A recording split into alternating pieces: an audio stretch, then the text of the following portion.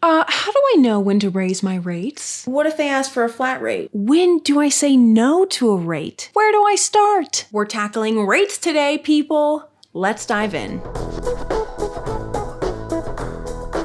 Where do you start? First of all, consider where you are. Your rate in LA is going to be a lot different than my rate here in Pittsburgh. But let's just nix location completely and say that you're working remote. If that's the case, then it's even more competitive actually, because you're competing against the whole world. What I would recommend is going on Upwork and looking through the job offerings in your field that you want, whether you're a video editor or an assistant editor. Find the ones that specifically fit your skill level. So act like you're actually going to apply for a job and think, could I stand out in this job?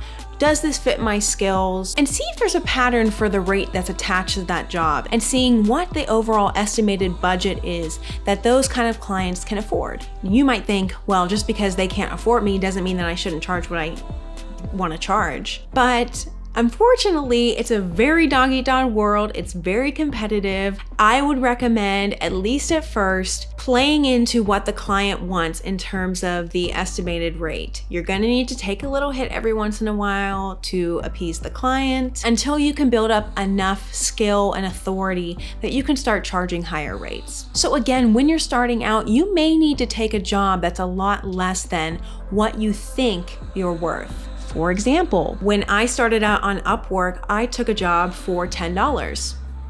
Not $10 an hour, $10. It was a really short job. It required not a ton of editing. And I took it because I played to what the client's budget was and what they could afford. I knew that I needed to get my foot in the door on Upwork.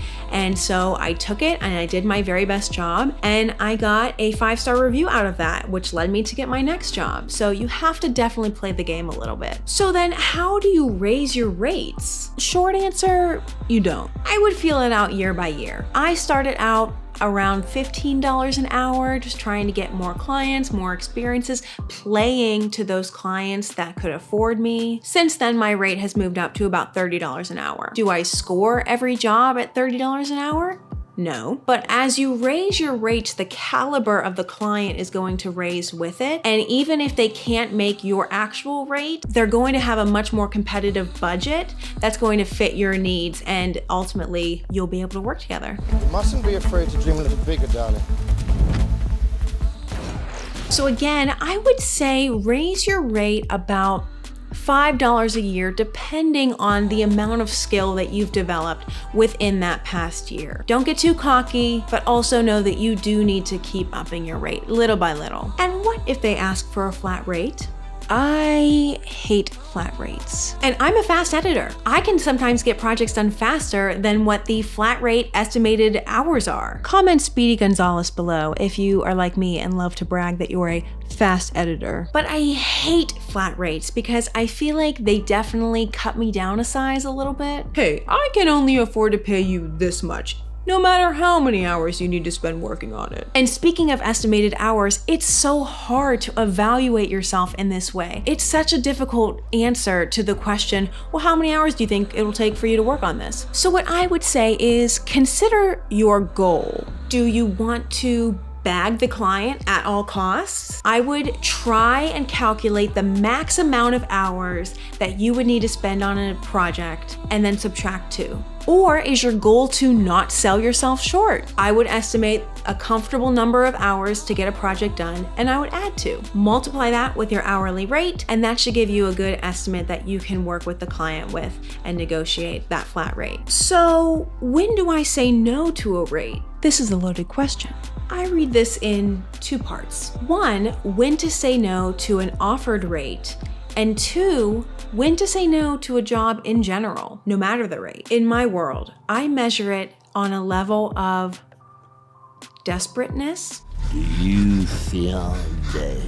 The client has no idea how strapped I am for cash, or how little work I have done very recently, or how many clients I currently have. Only you know that. So I would consider your current status. How many jobs do you have lined up? Are you working comfortably? Do you need that money, even if it's $10 below your current rate? How long-term is this project? If it's more long-term, I think it would be a little bit worth taking a lower rate, knowing that you have that comfort of not needing to get another client again recently. You're gonna have that one carrying you out for a while. So there's a couple factors on when to say no to an offered rate. Definitely those are some of the factors. When to say no to a job in general is a different story. I learned a great tip this past year, and it is this. Say a client or someone comes to you and they ask you to be a part of their project. And maybe the project is down the line, 3 months. You're not gonna have to do any work for 3 months. That sounds fine and good, but if you wouldn't want to do that job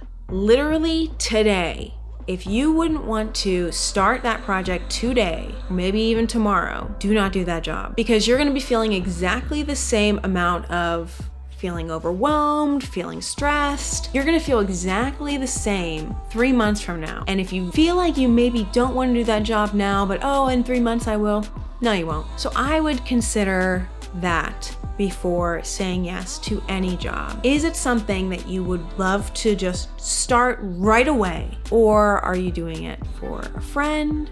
Are you doing it just to put on your resume? Consider the why of why you're doing that job. And since you made it this far, why don't you just go ahead and hit that like button? And please comment below on your thoughts. Does this gel with you? Do you agree with what to charge for video editing services?